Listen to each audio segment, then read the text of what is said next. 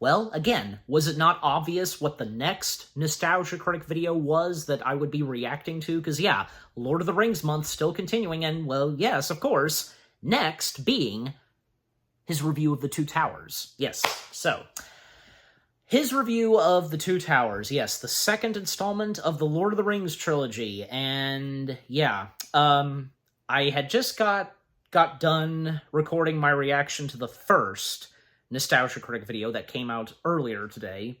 Any of you that have not seen that yet, please go watch that before this. But yeah.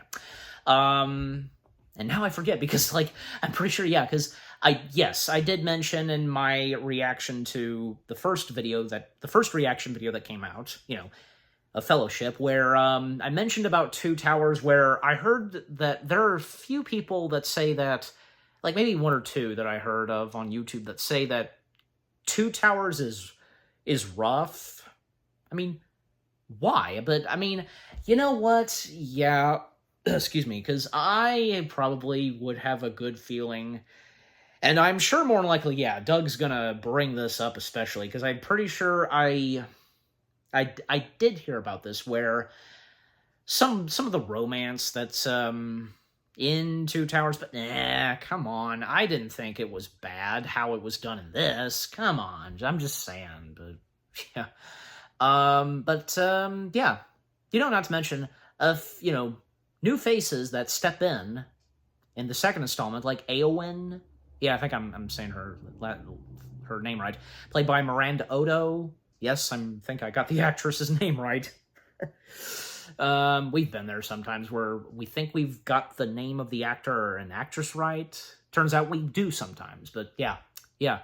And also, this was where we would get our full appearance, and who would become the main characters of this and the third and final installment, Smeagol/Gollum himself. And this is where the motion capture kicked off with this and the third installment. And as you recall, in Fellowship, Gollum did appear, but not that much. Especially, we didn't have a full look at him, and the CG on Gollum was different to this, so yeah. And, and Andy Serkis, my god, because what he had brought to the performance of Smeagol and Gollum, the voice, the motion capture performance, everything. Even when in the third installment, we would get to see Smeagol before he would become, and seeing Andy Serkis, actually on screen.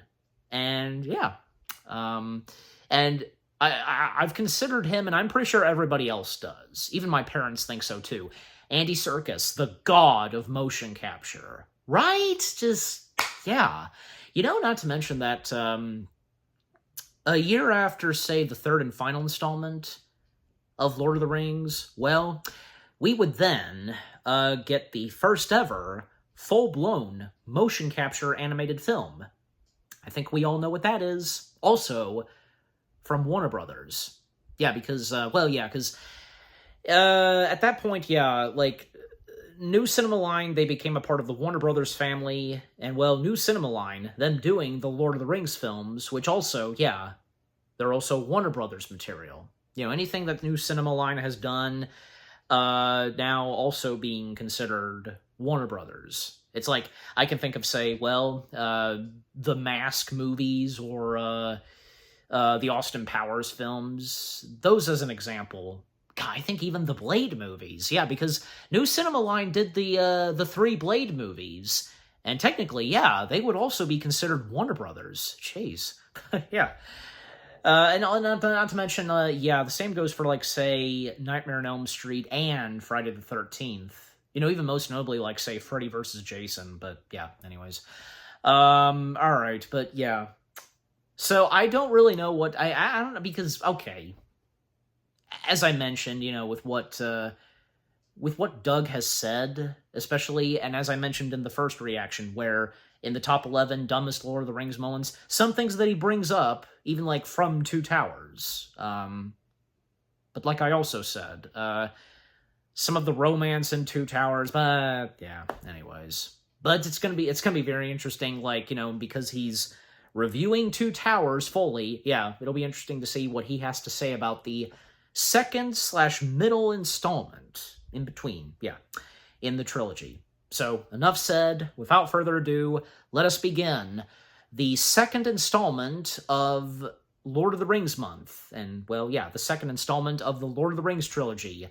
Doug Walker, aka the Nostalgia Critic, reviewing the Two Towers. All right. Anyways. All right, so here we go. Beginning the video... oh, crap. I accidentally pressed it. Let's try again. Beginning in 3, 2, 1, now go. This episode brought to you by Factor, America's #1 ready-to-eat meal kit. Check us out at Midwest Gaming Classic April 4th through 6th in Milwaukee, Wisconsin. And check us out at C2E2 April 11th to the 13th in Chicago, Illinois. Hope to see you there. Yeah, like I said in the last one, it'd be great to go to some of those conventions to meet him. Hello, I'm the Nostalgia Guy. Remember it so you don't have to.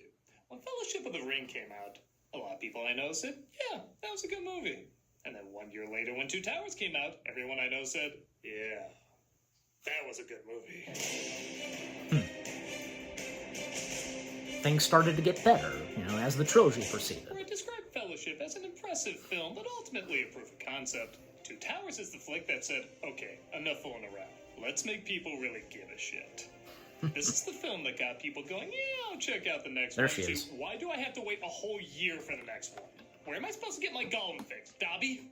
Dobby's a fucking Despite splitting up the characters and introducing even more people and conflicts, the grouping of stories actually made the pacing a little better and allowed the audience to really see the impact these situations were having on our leads. There wasn't as big a rush to introduce so many characters and go from place to place. Here, there are only 2 things you were really supposed to care about. Rohan, the hobbits, and if there's time, maybe a talking tree. And even that you really end up Treebeard. That's another one that with all the films debuts in the second installment. There's still some characters being done wrong, Yeah, like I said earlier. Shitting on Gimli. Why? Why are you doing this? But still, this was as I said in the last reaction. Which was already pretty impressive. As before, there's a lot to talk about, so let's jump right in. All right. Let's look at a story about Two Towers that weirdly doesn't have much Two Towers in it. Let's take a look at Two Towers. All right, let's go. The film opens with a dream sequence with Frodo remembering what happened to Gandalf. Even though I'm not sure how his subconscious saw all this happen, but who cares? This intro somehow managed to out-badass the previous one.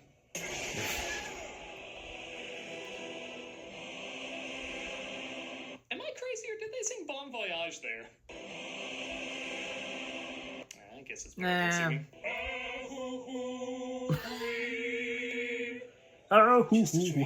Frodo wakes up, though, and both him and Sam continue their journey to Mordor. But it actually wasn't a dream.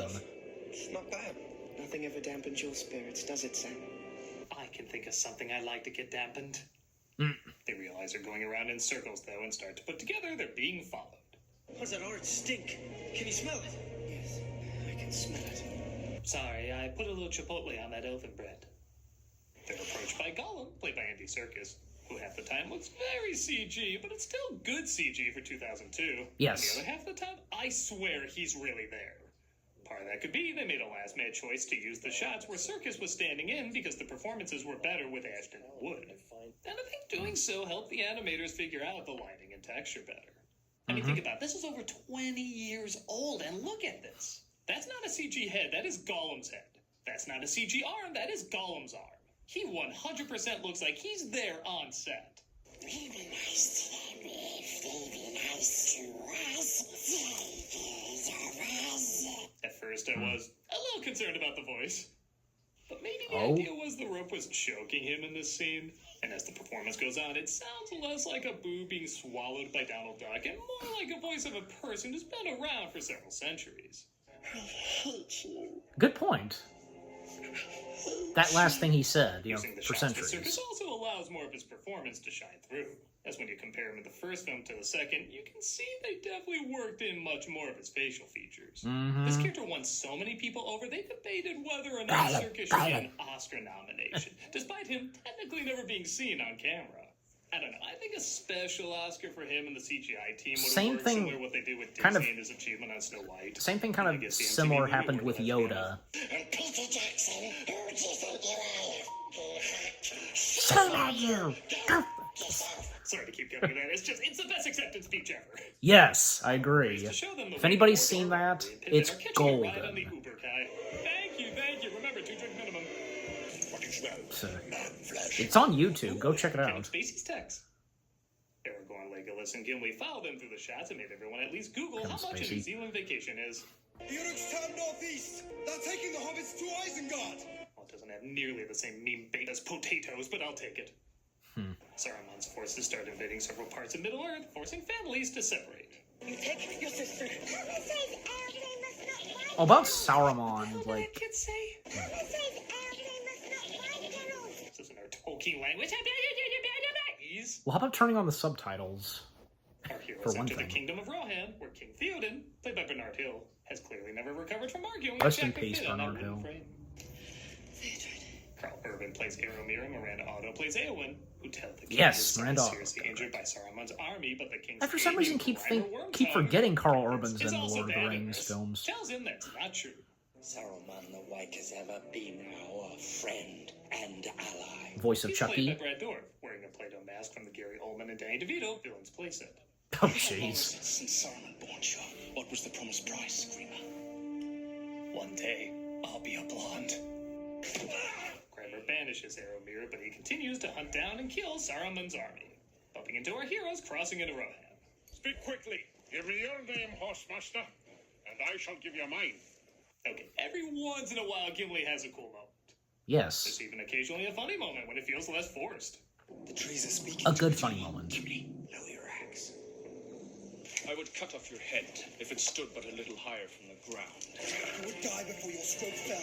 I also like Legolas sticks up for him. Like they have Yeah. a rivalry, but when it really counts, they do have each other's backs. Track a party Yes. of Urukai westward across the plain. Aeromir tells him, though, that they found the Uruk-hai they were chasing and left none alive. So it's unlikely the hobbits they're looking for survived. We piled the carcasses and burned them. Dead. Sorry. I'd give you a hug if your head stood but a little taller from the ground. They make their way there, but aren't able to find them. It's one of them rebels. By the way, he actually broke his foot. Fun fact, Mortensen. Oh, everybody's talked about the toaster. It became a meme. Well, did you know why kids love the taste of cinnamon toast crunch? Oh, it's also a meme. Well, have you seen B-Movie? Everyone tracks their footsteps, though, and realizes that he's That still became alive. old quick. That B movie becoming a meme.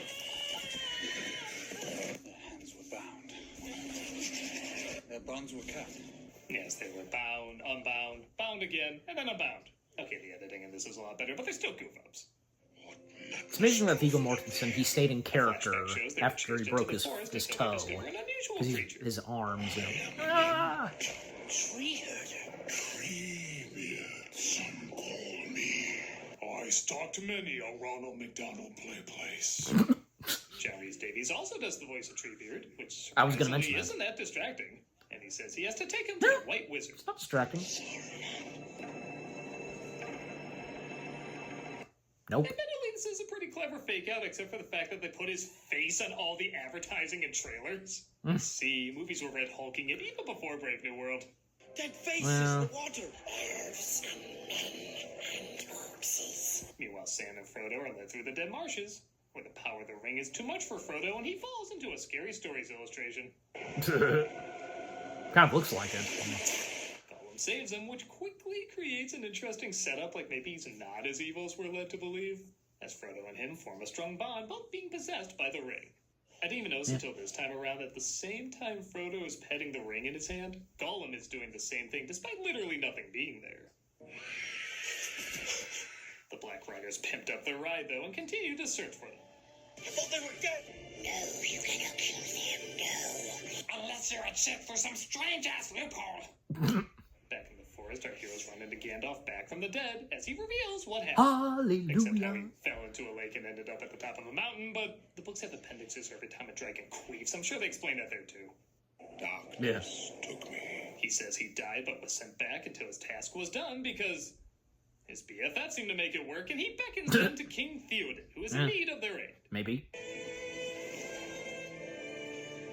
The Hallelujah I just did, that's in the top It's impressive 11. through the backstory and visuals Dumbest how Lord of the Rings. quickly you care for these people and what they used to be / still could be. The music alone has a quiet yet epic weight that can work either as a dignified funeral or as a triumphant return. Yeah. Right there, that's so good. That's so good. Like the violin. The music and score, Speaking of which, Gandalf tries no to return disappointment. Theod into his original glory, but the sorcery of Saruman tries to cling on. I will draw you, Saruman, as poison is drawn from a wound. Be healed! Hallelujah! Istaria, Christ compels you! Oh shit, he leveled up. Wonder if that Bombadil fellow can up my XP. This right here, that Again, in possibly too literal an interpretation, the shadow of Saruman leaves and he's back to his that shot palace. with Bernard Hill, like, I know your face. going young, Susan, right? shot by shot, they had to change the Kill makeup. Grimer for all that he's done, Amazing. but Aragorn stops it. Enough blood has been spilled on his account. Yes, let him give Saruman all our secrets so even more blood can be spilled on his account. But do they not have a prison there? Where is my son? Yeah. After Theoden cries over the death of his son in a really well-written and well-acted moment, the kids from before arrive and tell him about the growing army. They were unarmed. Now the wild men are moving through the Westfold. This is but a taste of the terror that Saruman will unleash. But what does Gimli have to add? That. And yet Snow White is the most offensive film to dwarves. And will be. Man. This is me, because I didn't eat right. Okay, that's a heck of a way to start off the sponsor. Alright, skip the sponsor, as always. Yeah, I know, and I know I probably talked about this before, I mean, because, especially, the Renegades React, they don't skip the sponsors, but for me, well, I think especially as of now, that's become a habit. You don't seem to complain whenever I do that, but, anyways.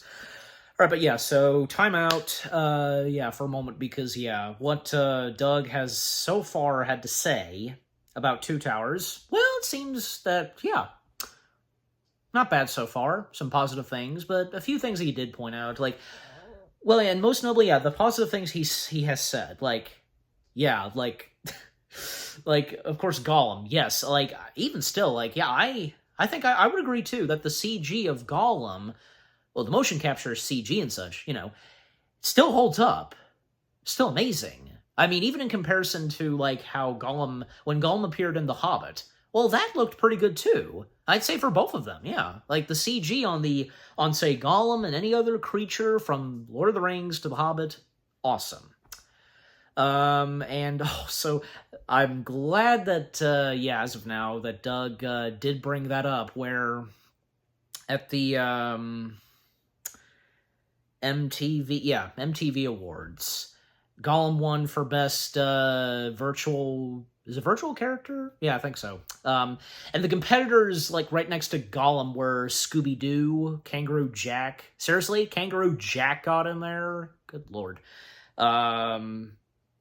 I don't know. I mean, I guess I don't know, because I of course have seen Kangaroo Jack, and I mean, the CG on Kangaroo Jack looked okay, but anyways, yeah, again, from Scooby-Doo, Kangaroo Jack, and most notably, yeah, these two, Dobby and Yoda in Attack of the Clones, and I swear I didn't know. I didn't quite understand that Gollum was saying Dobby.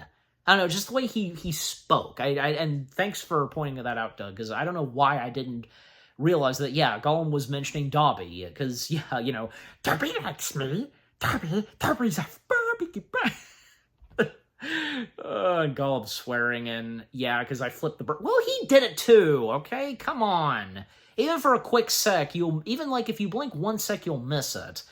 But, I mean, unless, like, you do notice it good, and if you pause it frame by frame, so, yeah. And Andy Serkis just right next to him, he's just, like, he's just getting worried, just like, oh, Gollum, why are you doing this? Like, and just, you don't see his face, but you kind of see from, and because the camera's panned down on Gollum, you can kind of see what Andy Serkis is doing with his hands, and even just, like, so good. Yeah, just that, again, that speech that Gollum gives, like, he snatches the MTV award that's basically a statue of popcorn, Gollum snatching it from Andy Serkis, and from there on is so good, you know. You're a bastard, MTV sucks, we're at you. Good night. And he walks off. That's so good. That's so good, and too darn funny. Just, yeah. And again, with Andy Serkis himself right there, now he reacts to this. So good. Like I said, if anybody has seen that on YouTube, I mean, there are two versions of it, actually, believe it or not. One where the broadcast version, you know, from MTV, the MTV Awards itself, but also there's another version of it technically where it made its way, I think, pretty sure on the the Two Towers DVD bonus features or something. I don't know. I think that's like an Easter egg or something, I think. I'm sure you know what I'm talking about, and if any of you have experienced that, and if you found that on the DVD of Two Towers, feel free to let me know. Yeah. But like I said, yeah, two different versions, and, well, how do I know that there are two alternate versions of this? I mean, it's the same, however, background music at the MTV Movie Awards, like, why am I saying movie? It's just MTV Awards. Music that's playing, one that doesn't have music playing, and the other that doesn't. And the one that doesn't have music playing at the MTV Awards is the version on the DVD of Two Towers. But yeah, anyways. Is there anything else to point out? Because, well, yeah, like I said, because, yeah, I was hoping, and he does, and by playing a clip of Hades, I know, because, yeah, I actually almost forgot that, as of now, everybody seems to know about that so well. Yeah. But also, how did he miss that? How did Doug miss that? Because I pointed it out, and I will again, now that nothing's playing, because I know I've probably said this before, I hate to talk over, like, what it is that I react to, even, like, of course, most notably, Nostalgia Critic. Bernard Hill, when the king, you know, goes from old to young, you know, shot by shot, Bernard Hill's makeup, they changed it and altered it because, if you know what I'm talking about, brilliant, right there, one of the finest in Two Towers. But not just that, other great shots that are in this and in the other two installments of the trilogy. I'm just saying, but I think you get my point. Yeah, and like I said, I swear, because it's no joke, that I most of the time forget that Karl Urban is in the Lord of the Rings films. You know, I mean, yeah, especially, like, I don't think he, I want to say, like, yeah, it was especially the Lord of the Rings films that really kicked Karl Urban into high gear. I mean, that goes for everybody else that were in these three films in this trilogy. Yeah. And as I said, Miranda Otto, yes, I got her full name right. Yeah, because her character, Eowyn, making her debut. You know, and I also seem to recall, and if Doug is to mention this, where Eowyn seemed to have a crush on Aragorn, you know, Viggo Mortensen's character, but yeah. But of course we know who he ends up with, whom he is in love with, and she's in love back with him. Yeah, so. But anyways, so, alright. So, yeah, that's pretty much all I've got to say. I don't want to drag this some more, but yeah, alright. Time back in. Educational film. That doesn't convince you? Well, be convinced anyway. Go to Factor today. Okay, this one's pretty cool. Go to Factor today. Where'd you get those CG skeleton shots? Theoden says his kingdom must venture to Helm's Deep, where he believes he can protect everybody, as Frodo becomes more occupied with saving Gollum. I want to help him, Sam. Why?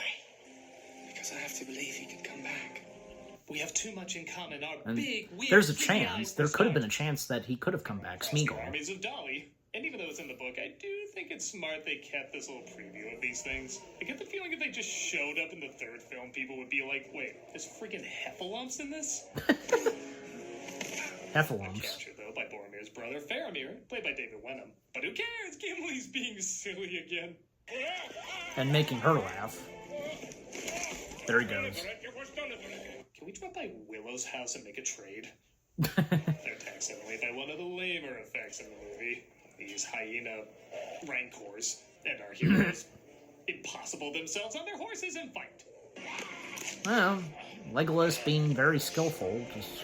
Oh, we now have a smell bad joke from Gimli. 2 more bodily functions and he'll be a Big Mama's House sequel.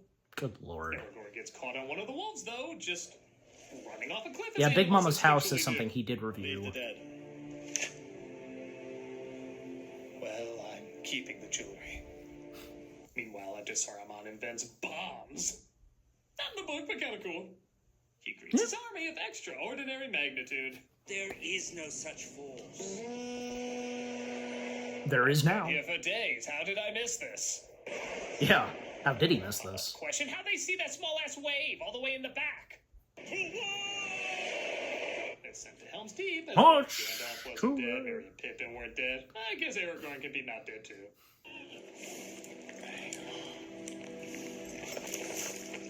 I go back and forth on this, as it doesn't seem to add that much to the story. But I guess it does give him time to not only get back on his feet, but also debate who his heart belongs to, seeing how Eowyn seems to have the hots for him, and Arwen is debating if she should like I skip the trip said, to Grey Havens and stay with him. Arwen? Am I saying her name right? It's time to look beautifully at things and speak gibberish.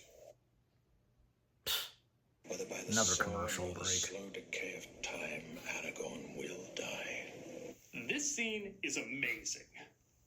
In the first film, I was at best indifferent to Arwen being in it, but in this moment, showing her life if she strays all alone after Aragorn eventually dies is masterfully done. Yeah. You, my daughter, you will linger on as nightfall in winter that comes without a star. It takes the words right out of the appendix of the book and puts it right at the center of her dilemma, creating a beautifully melancholy moment of mourning a life well lived, but not being able to join him due to being immortal. Yep. It's hands down my favorite scene in the movie. And great acting right there. From Liv Tyler and Father's wish, giving a speech to his daughter Hugo that Weaving. keeps her Yeah, away that's from right. boys. Go me. And Kate Blanchett once again. Even the appearance of Galadriel feels less like a Galadriel. forced cameo like in a I Marvel try to movie, and keep a that in my good mind, sum like up of how knowing urgent how things to are say their becoming. names Even that and painting of remembering man their defeating names. evil now changes Come on, I perspective mean, to you know, like because man the being fantasy, overpowered certain by names in fantasy are not that easy. To understand. Yeah, that's right, guys. You saw, and yeah, that random jump cut and so on. Yeah, a little interruption, but yeah, I mean, this is not the first time, of course, but yeah. But especially, like, you know, when it comes to reaction videos, yeah. Anyways, alright, enough said. What's done is done. Let's get back to it.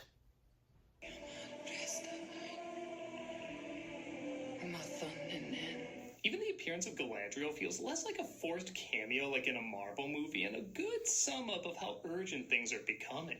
Even that painting of man defeating evil now changes perspective to look more like man being overpowered by evil. Frodo begins And just in case I did a little bit of a Quest rewind, you know, just to... will claim his life. So says my very vague doublespeak I won't go into more detail about.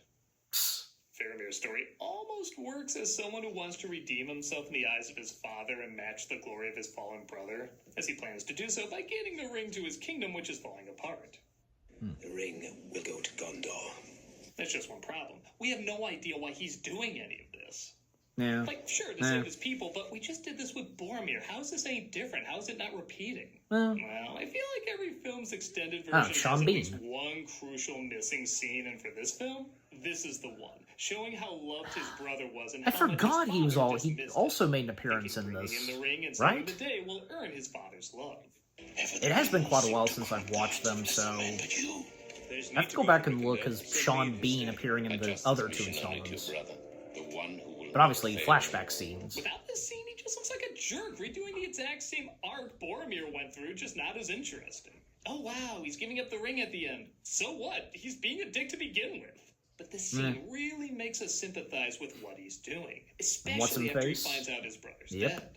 There are some good moments, though, like Frodo betraying Gollum so he doesn't get killed, yet he still gets beaten horribly. Yeah. Pretty much everything with Gollum This is not. It's not the first time that Gollum's gone through torture. Except that yell's a little dumb. That'll be the I'd thumbnail. say Aragorn's fake death seems warranted just for this one shot alone. That was awesome. Meanwhile, Chris Farley is not wrong. This battle ends, and it makes sense for them to go to war against Saruman. Nice. Aragorn says they need to call Gondor for aid, but Theoden says Gondor knows what it did and refuses. This leads to one of the best build-ups of any battle in any movie. The days Yep. have come down in the west. And with the king's speech. Into shadow. So much time is dedicated to making it look like this might be their Alamo. This image of a helmet being put on a kid's head is branded into my memory. It's the ultimate, oh my god, this shit is serious. Yes. You feel the dread of both the articulate moments Even the and kids, the quiet like- moments. It's amazing how much you want to see an epic fight, but don't want to see anything happen to anyone either. Nope. Not the Daggertire. They're all going to die. is one of them. And then, there's dumb Gimli shit. It's a little tight across the chest. Well, That look, like, we still- for a smaller tip. What am I supposed to take away from that? it seems necessary to still have a bit of light-hearted moments at moments like this, right? Bear with me. I honestly could take it or leave it. It's nice seeing Yeah. a small army of men fight for themselves, but it's also nice seeing not every elf is leaving and some stay behind because they believe in their fight. I mean, for God's sake, there was a version where Arwen was there, almost completely contradicting the amazing And scene she had Eowyn? before. That would have been a bad move. Out of all the problems Yeah. this series has, I don't know why fans chose this nothing burger to obsess over. Especially when there's... Could have picked a better spot. Because he's short. Shut up! What's happening out there? Should I Thing is, the should I battle is should so I well should I built tell up, you or it do feels like a so box? real that when it finally begins, Shall I describe it? That's what he says. it doesn't feel real enough. What I mean is, every time I start to really get into it, something dumb happens to ruin the flow. For example, constantly interrupting the adrenaline rush with Treebeard literally sleep-talking through his scenes. We have just agreed. Well, But, okay, you could argue that's part of the point. People are dying and they're not doing anything. It's supposed to be frustrating. yeah. You get the king not really being a great decision maker and instead talking like he's tweeting during an MMA fight. So it begins. Is this it? Is this all you can conjure, Saruman? Your men are dying, assholes. Stop penis measuring your army size. I also think they break open the wall way too early. You want to have that be a big, oh no, we're gonna lose moment, but it happens 5 minutes in. And 2 of those minutes are focused on Treebeard, so it's more like 3 minutes. If the wall is breached, Helm's Deep will fall. 3 minutes later. There it is. Man, for a battle they're trying to convince us they could lose and everyone could die, everyone is too goddamn invincible.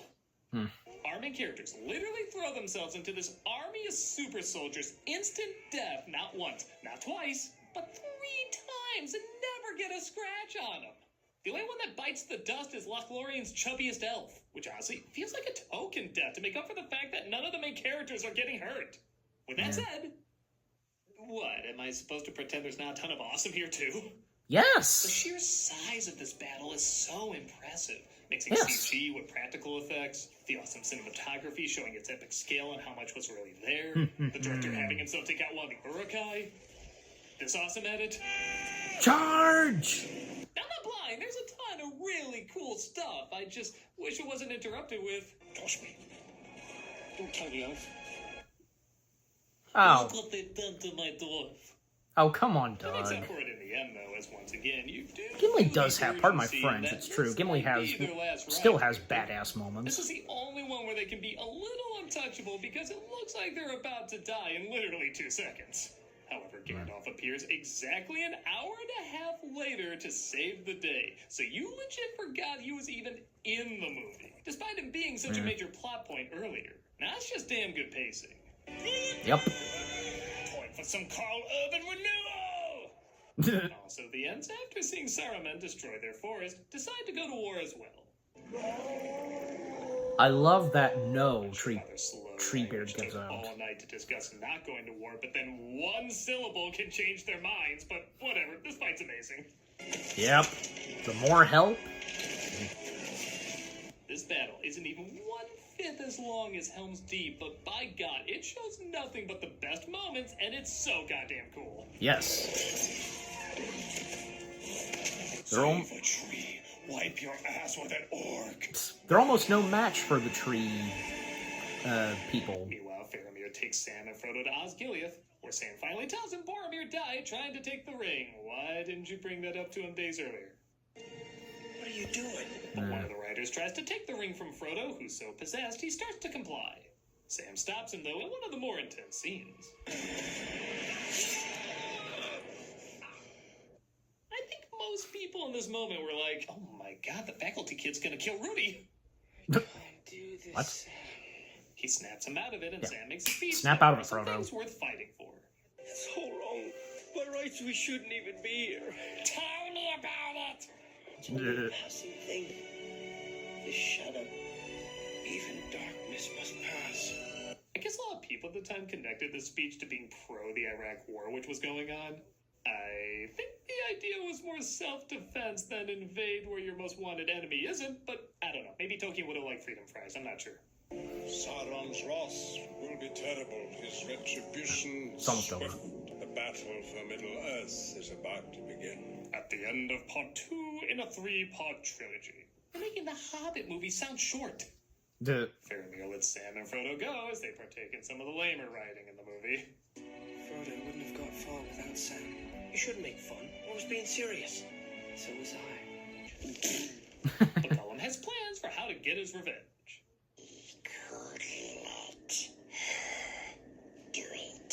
We let the first one end a few pages later. We can let this one end a few pages early.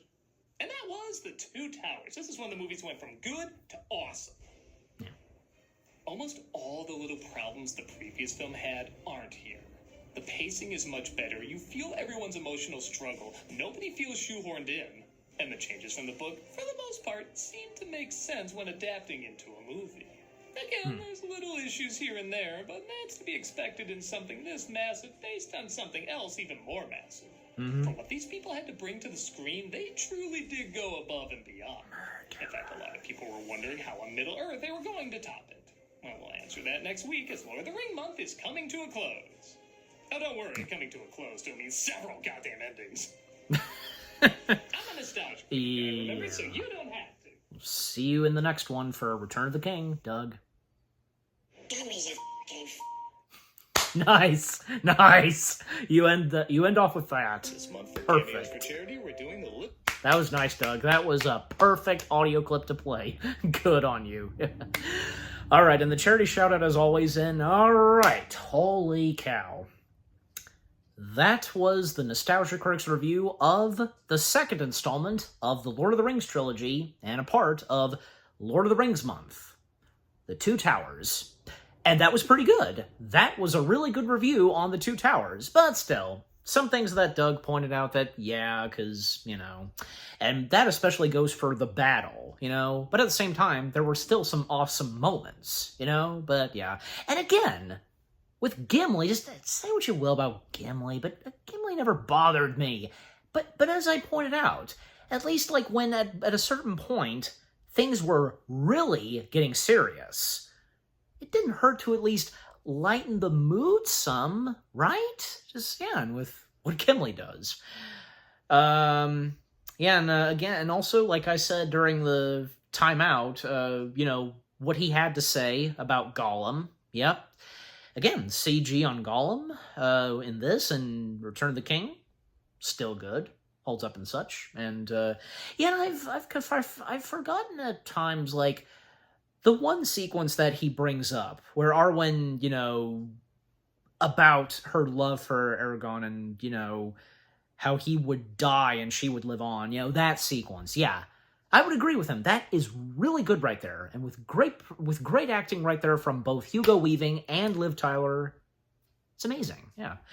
And the jokes and such that Doug threw out, and of course, most notably, playing the footage of Gollum, at the MTV Awards, accepting his reward, and he snatched it from Andy Serkis, like I explained. Oh, just so good. That was so good. And yeah, other stuff that he brought up, like, about Treebeard and all that, and even when Treebeard and his tree people, they step in, they join in, taking on Saruman and the army, awesome. Just freaking awesome. Technically, and in the theatrical versions of these films, Two Towers was the last Lord of the Rings film where we would see Saruman, because when it came to Return of the King, he doesn't show up at all. That's a big WTF moment right there, and especially that being in the number 2 spot of the top 11 dumbest Lord of the Rings moments. Nostalgia Critic. I agree.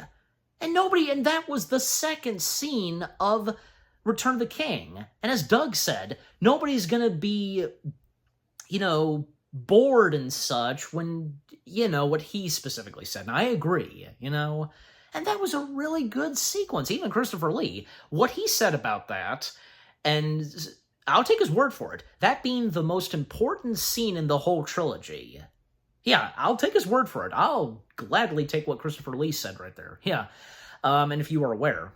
Yeah, because, the Fellowship, and now that Gandalf's the new White Wizard, and confronting Saruman way up top his tower, and also Brad Dourif's character, what we would get of him, and, well, he would murder Saruman, stabbing him in the back, and, well, Legolas would finish off Brad Dourif's character. And yeah, Saruman, in a fitting way, falling to his deaths, and yeah, getting stabbed, and well, what are those called?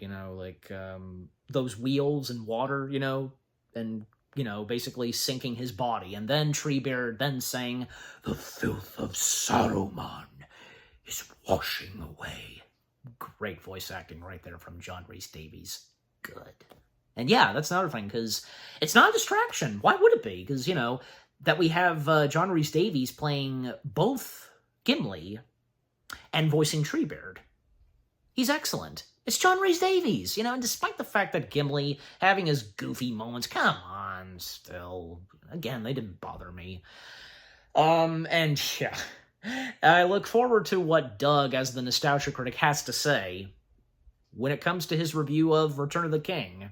Yes, okay, like I mentioned, the fact that Saruman was cut from the theatrical version, but he did make his way into the extended edition, and best said by Christopher Lee, his response to everybody, not just from the Tolkien fans and the film fans, everybody asking what happened to Saruman. Christopher Lee's response was, "Buy the extended DVD." Seriously, that was his response. If any of you are aware of this, just, take his word for it. Yeah, do not underestimate a great legend like Christopher Lee. I'll fight you.